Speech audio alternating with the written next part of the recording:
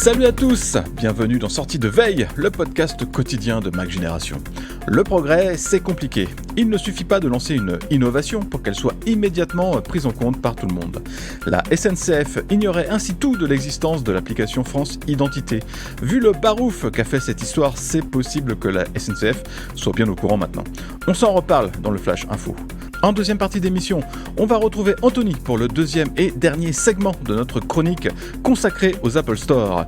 Et oui, on fête les 22 ans du réseau de boutiques d'Apple, ça valait bien de revenir sur cette histoire importante pour le constructeur. La première partie a été diffusée dans le Sortie de Veille d'hier. Nous sommes le mardi 23 mai, voici les infos qu'il ne fallait pas manquer ce matin. Il y a comme une petite incompréhension entre la SNCF et France Identité.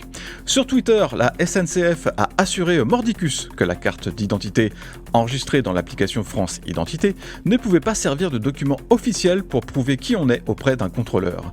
Le règlement de l'entreprise est très clair, en dehors des documents physiques, point de salut. Mais France Identité n'est pas une application comme une autre.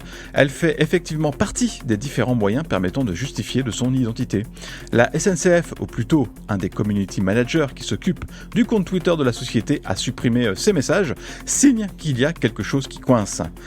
C'est toutefois assez difficile d'en vouloir à la SNCF dans ce cas précis. Après tout, l'application France Identité est encore en bêta et il faut posséder une nouvelle carte d'identité avec une puce NFC pour pouvoir s'en servir. Cette histoire vient rappeler que les papiers d'identité numérique ne sont pas encore entrés dans les mœurs et que ça risque de prendre longtemps avant de laisser sa carte d'identité à la maison.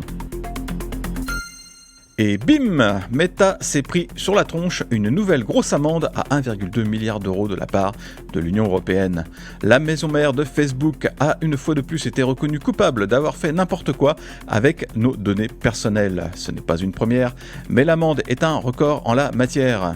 Dans le détail, Meta a utilisé un mécanisme juridique qui lui a permis de transférer les données des utilisateurs européens vers des serveurs américains en marge du Privacy Shield. Le Privacy Shield, c'était une passerelle entre l'Europe et les États-Unis qui encadrait le transfert des données personnelles.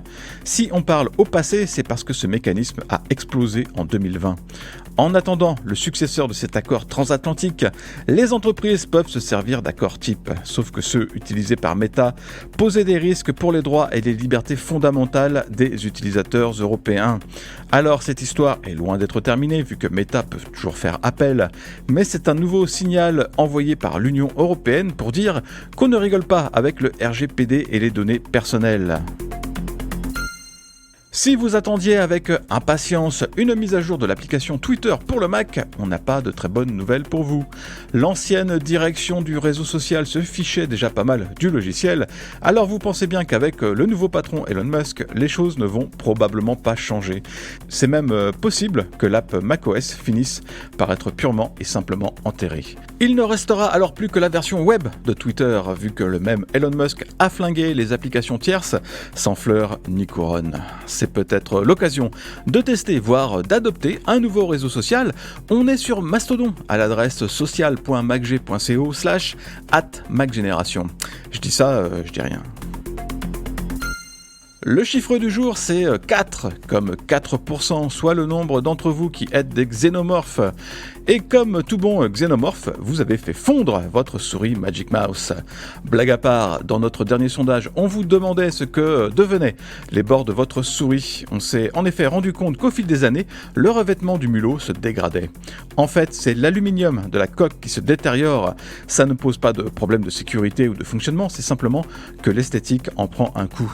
Apple indique que cette dégradation peut arriver chez un petit nombre d'utilisateurs en raison de l'acidité de leur peau. Ça se retrouve dans les résultats du sondage, puisque vous êtes 54% à nous dire que vous n'avez jamais rencontré ce problème, contre 15% qui ont constaté une dégradation visible. Notre sondage est toujours en ligne, alors allez voter dans un cas comme dans l'autre, et même si vous êtes un xénomorphe. Merci d'avoir écouté le Flash Info de Sortie de Veille. Si vous voulez écouter l'intégralité du podcast, vous pouvez vous abonner directement sur le club Hygiène. Ça coûte 4,99€ par mois seulement et vous avez droit à des tas d'autres avantages, comme par exemple l'absence de publicité dans nos applications et à des contenus exclusifs en plus. Rendez-vous sur clubhygiène.fr.